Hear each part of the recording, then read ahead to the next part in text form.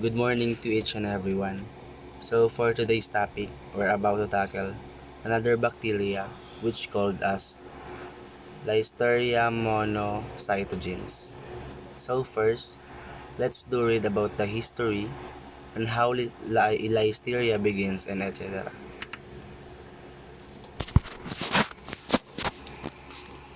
Listeria monocytogenes was presumably first isolated at the beginning of the 20th century as a gram-positive brought-in tissue specimens of infected patients. In 1919, Halpers called Bacillus hepatis the bacterium he isolated from necrotic foci in a rabbit liver. In 1926, the species name monocytogenes was given by Murray and College to describe a new bacillus with potent monocytosis producing activity in rabbits and guinea pigs. In 1927, in honor of Lord Joseph Lister, Parr renamed Listeria hepatolytica the bacillus responsible for an epizooty among the rodents in the Tiger River region of South Africa. In 1929, the first unambiguous isolations of this bacteria from humans were reported by Neifeld. Another human case was described when dipteroids were isolated from spinal fluid cultures of a patient with meningitis.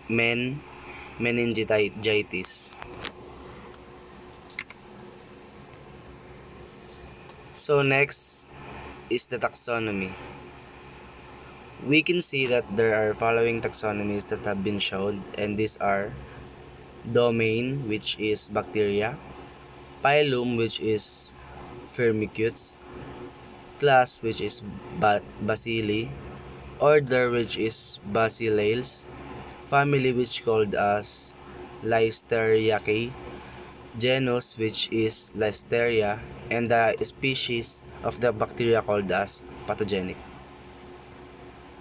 And for the description, Listeria monocytogenes is a ubiquitous microorganism responsible for listeriosis, a rare but severe disease in humans, who can become infected by ingesting contaminated food products, namely dairy, meat, fish, and vegetables. Although it can occur by investigating contaminated food products, mainly affects the elderly, immunocompromised person, pregnant women, and newborns with a highly rate at 20 to 30%. This article will summarize what is currently known about monocytogenes, listerosis, methods of detection and enumeration, subtyping, persistence, virulence traits, and regulatory control. And Listeria involves Listeria ivanobi. Listeria ivanobi is a species of bacteria in the genus Listeria.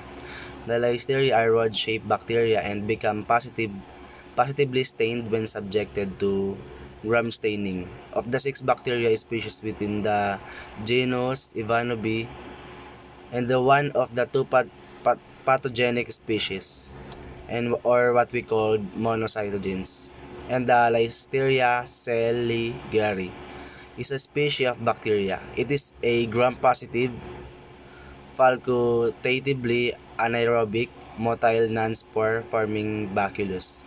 And for the last, the Listeria welchemeri is a species of bacteria. It is a gram-positive, facultatively motile non-sporing bacillus. It is non-pathogenic and non-hemolytic.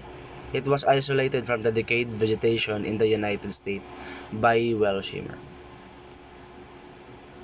So, for the pathogenesis, it is a facultative bacterium capable of surviving in the presence of absence of oxygen. It can grow and reproduce inside those cells and is one of the most virulent foodborne pathogens. 20 to 30% of foodborne listeriosis infection in high-risk individuals may be fatal. responsible for an estimated 1,600 illnesses and 260 deaths in the United States annually. Listeriosis ranked in third total number of deaths among the foodborne bacterial pathogens, with fatality rates exceeding even Salmonella spp and Clostridium botulinum. Listeria monocytogenes is a gram-positive bacterium in the division Firtis named after Joseph Lister. Its ability to grow temperature as low as 0 degrees Celsius permits multiplication at typical refrigeration temperatures, greatly increasing its ability to evade control in human foodstuffs, motile via flagella at 30 degrees Celsius and below, but usually not at 37 degrees Celsius. Monocytogenes can instead move with eukaryotic cells by explosive polymerization of actin filaments, or known as comet tails or actin rockets. For the epidemiology, the occurrence of the bacteria really affect around the world, and the reservoir is the soil and water. The soil and water are suggested to represent pivotal niches for the transmission of Listeria monocytogenes to plant material, animals, and food chain. Generally, the most dominant species in oil and water samples were the Segileri, Inokua, and Ivanovi. And for the transmission, Listeria can be spread to people by several different methods: eating food contaminated with the bacteria, such as straw, milk, or contaminated vegetable, is often a source for cases. The bacteria may be passed from mother to fetus during pregnancy or directly to the newborn at the time of birth. Treatment of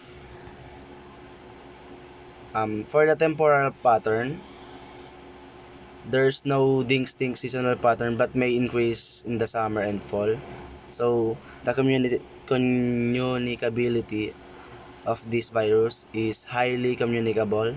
It is infectious from eating cold food.